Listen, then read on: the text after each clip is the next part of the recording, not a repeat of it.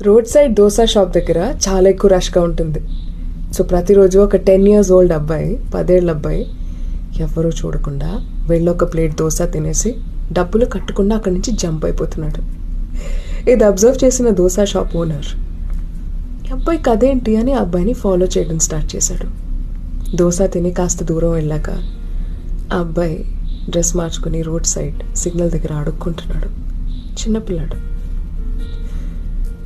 మధ్యాహ్నానికి గుడికి వెళ్ళాడు. దేవుడు ముందు చేతులు రెండు జోడించి, దేవుడా, ఆ దోశ షాప్ దగ్గర ప్రతిరోజు పొద్దున్న సాయంత్రం బోల్డ్ అంతమంది జనాలు వచ్చేయాలి, చాలా ఎక్కువ క్రౌడ్ వచ్చేయాలి. అప్పుడే కదా నేను ఒక దోశ తినగలను, ఎవరికీ కనిపించకుండా అని దేవుణ్ణి మొక్కుకున్నాడు.